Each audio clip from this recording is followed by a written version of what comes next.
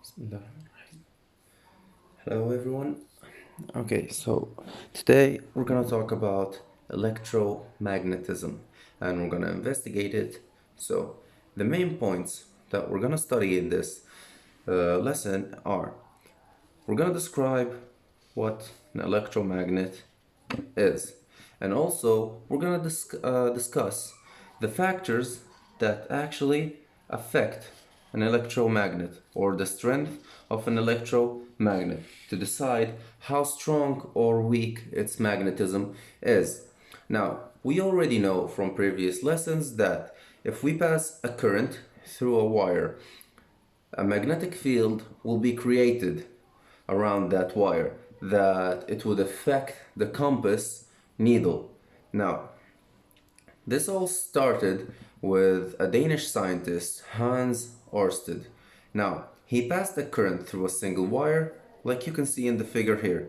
This is a small wire and only one single thin wire connected with a battery, and as the circuit closes, the current passes through. Now, with the current passing through the wire, a small electromagnetic field is created, or a magnetic field is created, and it affects the needle of the compass. Now, if we turn off the current or cut it off by open the circuit, we will notice that the needle goes back pointing towards the original position, which is north to south. Now, here it was decided that any current passing through a wire through multiple experiments, it will create a magnetic field. Now, this magnetic field means that we created a magnet. How can we use this magnet and what's the advantages? Now, this magnet, since created by electricity, they called it electromagnet, and it is one type of temporary magnets, not a permanent one. We've discussed this before, if you recall. Now,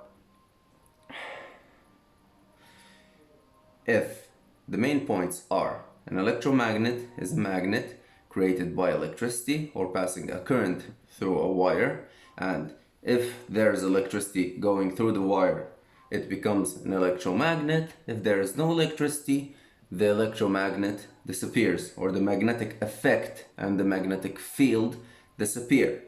Now, next up, we're going to talk about the factors that affect the strength of the electromagnet. Now, the strength of the electromagnet can be decided by a couple of factors. Now, it could be increased if we increase the current passing through the wire. So, if we have a higher current flow, we have a stronger magnetic field or a stronger electromagnet. If we make the wire into a coil, this means that we use a wrapped wire that will give a stronger induction. You will take this